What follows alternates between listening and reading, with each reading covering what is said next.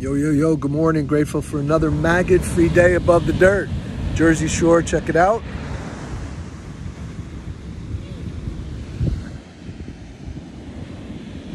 So, today's video is on love,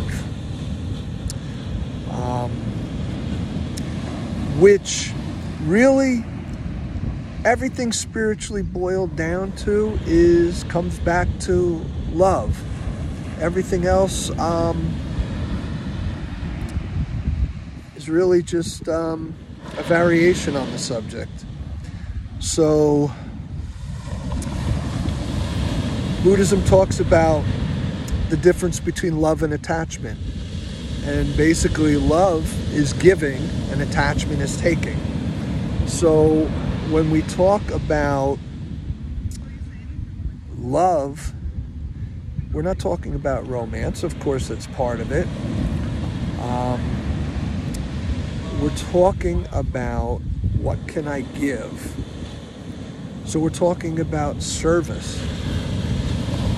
We're talking about what can I do for someone else? What can I do for myself? A real missed point is giving love to ourselves, right? And like it's something outside us.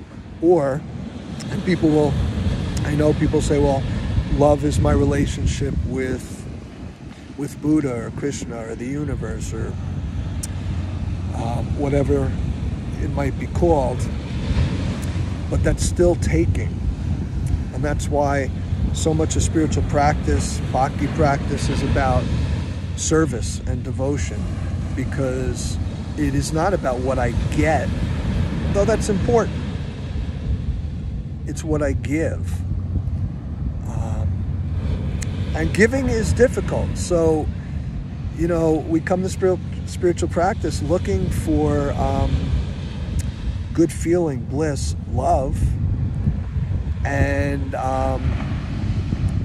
we can get it immediately with just being welcomed into a community and people being so friendly and nice and caring. And then as we get to know them, the bonds develop, and that's one part of it, but that's really the entryway in. So let's talk about service. Service is about sacrifice, right? So again, love, rather than what I'm getting, it's about what I'm giving up. What am I giving up to serve? What am I giving up to devote? What am I sacrificing?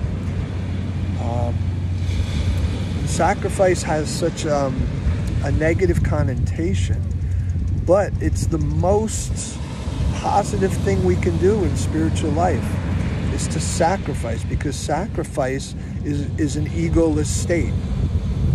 It's a state where we're free from identifying with our own sense, pleasure, desire.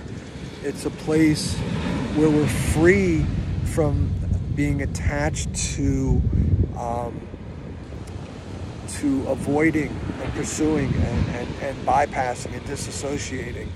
It's a place where I, me, and mine doesn't exist. Love is not selfish, it's selfless. But most of our life experience is a selfish, taking, self-serving, self-absorbed pursuit of gratification. And I'm in no way saying that love should benefit us in a pleasurable way, in a self-fulfilling way, but there's no sacrifice, there's no letting go. There's actually further attachment, clinging, craving, and pursuing. Because to be able to learn to live with we must learn to live without. And when I say live without, it doesn't mean live without love. It means live without that egoic, selfish dimension of it, consciousness of it. So to serve, when we sacrifice, often sacrifice doesn't necessarily feel good. So right away we start to learn that love can be deeply fulfilling and rewarding without actually feeling good. And can we get past what something feels like in the sense of realizing I'm not these feelings. I am not my feelings. That feelings come and go. So while love can be, the term we use, the components of love are satisfaction, are contentment, and an ethical, moral sense of being that takes us past pleasure feelings, past